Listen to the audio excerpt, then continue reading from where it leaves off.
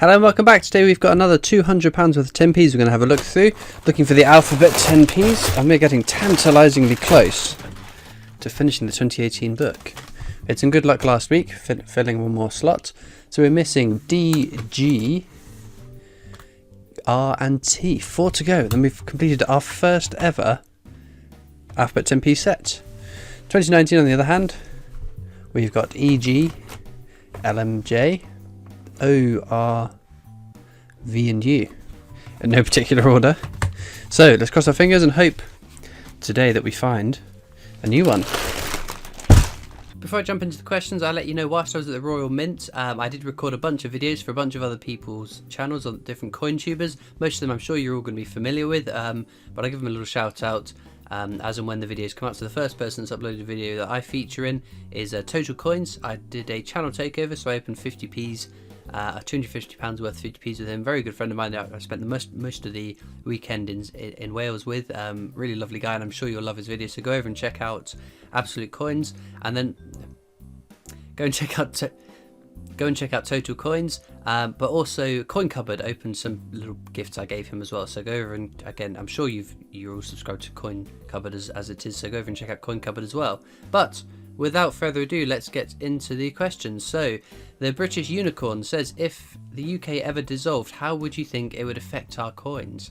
I guess they'd want to re-centralise making coins. If Wales is no longer part of our union, or there wouldn't be a union, so if we're not in a union with Wales anymore, why would we want the coins still being made in Wales? We'd want them made in England, I guess. So I imagine there'd be a relocation of the mint. Imagine if it's even closer to me. That would be that would be amazing. I could go down there much more often without the 2-hour trek there. But I guess it could still stay in Wales. I'm not sure.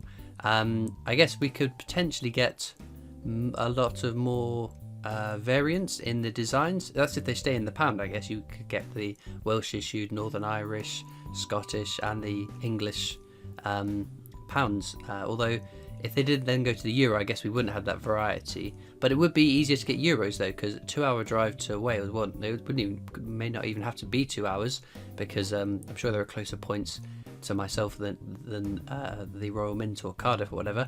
So that would be very much easier to get my hands on euros to hunt through, because it's a lot easier to get to, well, for me to get to Wales than to get to France. I guess is the closest European country for me. So that would be quite cool. But yeah, I guess not that the breakup of the union is something that I'm waiting for or hoping for, mind you, I must add. We got one. We got you. Stunning design, isn't it? 2018. Very, very nice. Awesome stuff. Good start. Evelyn Joliffe says, hi Chris, I'm just starting out collecting 50p's. What's the best way to store coins? I've been told the plastic wallets corrode them. So yeah, the plastic wallets, I used to use them. They're great sort of shorter term because it stops the coins clinking around with other coins, getting other scratches, marks on them. Then if they're in your pocket or in a tub of coins that maybe some are rusted and in not nice state. However, yeah, the longer term, any more than 3 to 5 years in them, it's going to start toning them. The problem is, so what I use are coin flips. So they're little cardboard cutouts with, I think it's called mylar plastic in the middle. The coin goes in the side, you close it like that and staple it shut. And you've got two different variants of these. You've got the self-adhesive ones, which stick, and you've got these ones that staple. So I read about the self-adhesive ones, the actual glue in it, affecting the coins with just the glue. Whereas, so I chose to go with the staples. Then I started reading articles about the fact that staples rust, and then the rust affects the coins. The trouble is that with any given amount of time, any metal will corrode or tarnish over time at least. So unless you were vacuum sealing them in some sort of storage device, which is going to be very, very expensive to do, may not be worth doing for your 10 centimes. But it's hard to say. I mean, another thing that affects it is heat and light. So if they're an open window shining in on them all the time, that's not going to be good for them. If you leave your coins out in a shed when it gets very cold and warm, so obviously I guess it's warmer in summer, it's colder in winter, it's warmer during the day, it's colder during the night, so the temperature is up and down, up and down, up and down all day. So that isn't good for your coins as well. So the best bet is put them in something that protects them, that is chemically inert if you can find it. I think this mylar plastic is mostly chemically inert. It's not that it's going to be 100%, but you can never get 100%. And avoid direct sunlight and variances in temperature. So keep them away from your radiators. I guess also not in like a garage or a loft space, because again that's where the temperature is going to be more in flux. But yeah, I'd love to know. Let me know down in the comments what you do to preserve your coin collection, because it's like anything will deteriorate over time. And the thing is, you don't want to have to lock them away in some vault, which you will never get to see and enjoy the coins ever again. You want to be able to get them out and enjoy them as well. So yeah, it's tough to say. T-Bone Brown 94 says, do you have any good coins? It's a bit of a vague question. Good coins as in value, designs, low mintages, uniqueness, loads of good coins. I love collecting most coins. Buyer Boy says, well, I am from the US, so which US coins would you like to start collecting? See, I will collect any coins I can get my hands on, whether they are old coins, currently circulated coins, withdrawn coins, coins from countries that don't exist anymore, coins that just got mint mark variants on them. If it's a coin, it's got monetary value, there's a place in my collection for it, and a tub if it's a token as well. I'd love to be able to hunt through the quarters. It's the US state quarter set I really like. I know it's not particularly scarce, it's not particularly valuable, but that is a set that I really think is pretty awesome, and I'd love to be replicated over in the UK with the counties. Dully Ali asks, who or what got you started in coin collecting? I'm not 100% sure. It probably is my dad. My dad is the collector in my family, the hoarder.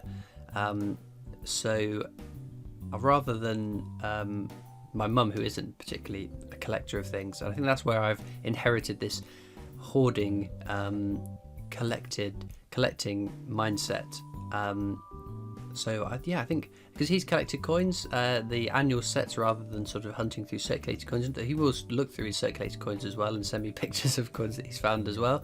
So yeah, it's tricky. I'm not quite sure. I mean, what definitely got me started again was watching US coin hunters. Thinking that's a cool idea. I wonder if anyone does it in the UK. And then you had, and I've said it 100 times now, you had Absolute Coins, UK Coin Hunt, and UK Coin Hunter, known by a different name back then, that were all doing these coin hunting videos in the UK. And I thought, this looks like fun. I was looking through coins anyway, so I started making these videos, and here we are, a year and a half later, and I'm still doing it, and I'll keep doing it until I get it right. But it was the explosion on the YouTube channel, the success of the videos, that has kept me going. Also the new coins, this whole excitement about when the new coins come out is another thing that's kept me going. Mahesh Deer says, what would your reaction be if you got all the Olympics and Kew Gardens in 2 bags? I'd be over the moon. Who wouldn't be? That would be pretty amazing. So yeah, I would be chuffed with that. George Shaw says, hey Chris, only started watching about 2 weeks ago and I love the channel. My question is, have you collected or ever thought about collecting ancient coins? If not, then why? I've collected a few and I occasionally add them to my tiny collection. Very expensive though. Well, the nail on the head there is the expense. I know you can get Roman coins for pretty cheap prices online, but it's the cost. I want to keep the cost down. I spend enough money as it is on coins without another facet to be spending more of my money on. But also, I don't know much about ancient coins. I've got the what's it called, In It for the Money, I think it was, the book that was sent to the PO box. Fantastic read, and I've read through majority of it now, and it was a fascinating read. But I still am not an expert on ancient coins, so I wouldn't know what I'm looking at. So it's knowledge and the cost for now. Again, it's something I've thought about doing in the past, buying a bag of Roman coins and looking through it on the videos, but I have a feeling that's going to be one of the more arduous videos to edit, and I've already got the World Coin Hunt to go up on a Sunday, and I would struggle to edit more videos like that with my current schedule, because I've said it in the past, I do work full-time in addition to doing the videos, so there's not a lot of free time I get, so gobbling up even more of that with another hard to edit video, researching video, probably isn't going to be what I'm going to do anytime soon. Jimmy Fish says, is there a country you would like to visit for their coins to collect? Keep up the good work. Probably America again. Again, I've got a very small amount of American coins, so America would probably be the country I'd like to visit, expressly to go coin hunting, that is, I guess. Or maybe some of these countries where their coins are quite scarce, like I don't get many Chinese coins, Thai coins, a lot of African countries that I'm still missing from my new Mister. That would be quite cool to go to. James Woolley says, hi Christopher, what's your favourite stamp? So yeah, I collect stamps as well as coins, and not as actively as my coins. My stamps I got out of storage and are still in a cupboard that I haven't been able to get at yet. Again, lack of time. But my favourite set is a Spanish set. There were these ships on these different coloured the different coloured stamps, and they were shiny as well, and I just think they were stunning designs. They're my favourite set of stamps that I've found so far. Jacob Tucson says, hi Christopher, what do you think about the Isle of Man coins? I am in very much envy of those of you that live on the Isle of Man. You have some stunning coin designs, and I'm very, very jealous that I can't find more of them. But hopefully next year, that'd be a nice trip, wouldn't it? Stephen Tuckfield says, hi Chris, is there any way you could clean discoloured coins to bring them back to close to mint condition? My advice is never clean coins unless you are using them for, like, I don't know, you're going to put them in a picture frame, or you're going to make a tabletop design out of them. Don't clean coins, especially if you've got the coins with an idea of selling in the future, or an investment, or any sort of value in it. The moment you clean it, even rub it underwater, you are destroying any inherent value in the coin. Leave it as it is. Like I said, unless you are not doing it for value, then go for your life, do whatever you want to do with it. I've heard people of using oven cleaner on the coins, and inwardly I go, ooh. But at the end of the day, it's your collection. You do what you want to do with your collection. Don't just listen to me. Don't do something just because I've said it, because I collect my way, you collect your way. They might be different, but that's the nature of life, isn't it? Vardek says, Chris, what's the highest silver content UK coin? And the years that silver was phased out at the Royal Mint, a great giveaway, my fingers crossed. You know, this is not my wheelhouse of expertise, pre-decimal coins. I don't even know where to start to answer. I know there is silver content in Victorian coins, and there are some with Queen Elizabeth that have some silver content, but they were withdrawn many moons ago. There aren't any circulating coins with any sort of silver content currently in the UK, and circulating UK coins is more my area of expertise. I couldn't even tell you. I couldn't even spit 1950s, 40s, 30s, 20s. I don't know. Obviously, they still mint coins with silver in them, or they still sell silver variants of coins, so that's all I can say. Simon Noah asks, hi Christopher, are there any other childhood characters you would like to appear on a 50p? So I said in the past, I used to watch Trapdoor as a kid. I'd love to see the Trapdoor characters on coins. I've said, Wallace and Gromit I've said before as well. Now that's happened, so let's cross our fingers. Maybe we'll get some Trapdoor characters. I'm trying to think of other sort of, because they've got to be British, because they won't have foreign designs on UK coins. So TV shows like the Transformers, that's got to be American, right? And Street Sharks, I don't know if any of you watch Street Sharks. Cogs Hollow was another one I watched. That might be British, actually. Cogs Hollow, I loved that show. It was, my dad tells me stories of absolutely detesting it, but I was absolutely obsessed with it and would watch it constantly. I'm trying to think of other. I think Trapdoor would be the top of my list, if I'm honest. Jonathan Dean says, great video, nice coin. I can see someone not too far away might be tempted again. My question, 5 toppings for a pizza. Meatballs, like little meatballs, not great big meatballs, little meatballs, even sliced meatballs maybe. Pepperoni is the right way, isn't it? That's what you say. Goodness. Pepperoni, 5 cheese, tomato, the sauce, sausage. meat. I like meat on pizzas, but I do like the Papa John's the works. That is the nicest pizza. If I'm ordering takeaway pizza, I don't eat Domino's. It's too salty. It's gross. Papa John's the works every time.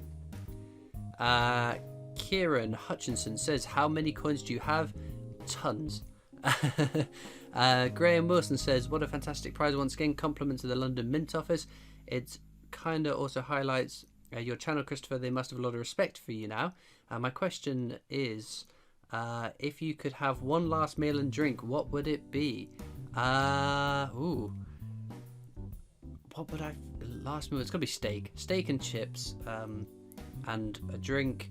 I don't know, something very, very tasty. Root beer I would go for. I love root beer, and the very kind King Oris, I've now drunk them, brought 2 cans of root beer to the Royal Mint for me, so I was very appreciative of that.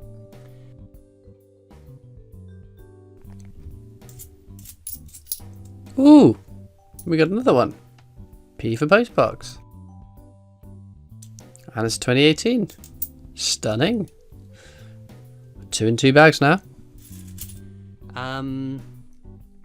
Bungle Collects asks, which other coin tuber channels do you watch the most?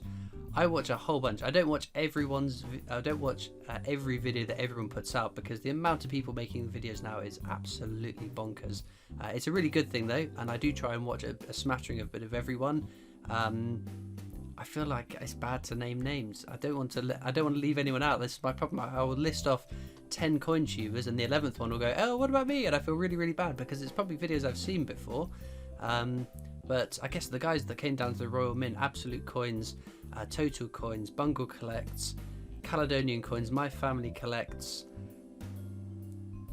Did I say Coin Cupboard, Steve's Coin Closet, Coin Coaster, Lloyd Collects, Zeke Collects, Laughter has also got a channel as well now, so go check out Laughter. Very kind guy that's always on the live streams, and I've met down at the Mint and sold him my mystery bag as well, and if his mystery bags are anything to go by, his channel is going to be awesome. Dom Collects, Brad's UK Coins, UK Coin Hunt, UK Coin Hunter, Coins with Lauren and Maya, Change Checker, my family collection, or family collection, I can't remember exactly what the name is. Dragon Lord Coins, I think it was Dragon Lord Collects, that I met down at the Royal Mint. The list is virtually endless now. There are so many people now making these coin videos. There's no way I could watch every video made by every one of them, but I do watch as much as I can fit in, especially whilst I'm editing videos. I'll generally go to my subscription box, see who's uploaded something, and I'll have a watch of it. And because as a coin collector myself, I love watching coin videos, and I don't want to watch my own videos. It's too awkward watching this guy on the screen that I cringe every time it comes up. So yeah, I love watching other people's videos. So if you're thinking about doing a channel, go for it. What's the worst that could happen? You don't get any views, and what's the problem with that? It's not like something that everyone's going to see you fail at, because the way you fail is having no one see the videos, and that's not a fail because no one's seen you to fail, I guess. So that's been my opinion. People have said, oh, do you think I should make a YouTube channel? Even people that I've just talked about my coin channel, and they've said, oh, I've thought about making a YouTube channel for my this or my that, this video game or that video game or this hobby that I've got, and I've gone, go for it. Why not? What do you have to lose? If you find something that you enjoy doing and want to make videos, there may just be an audience out there who want to watch that too. So that's my advice. Go for it. Just do it. What's the worst that could happen? Good question, the Bungle. Thank you.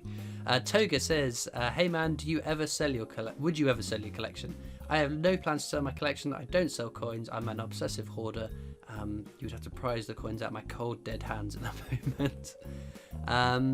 Ian Non-Hebel says, what irritates you most about your presentation style? What would he like you to...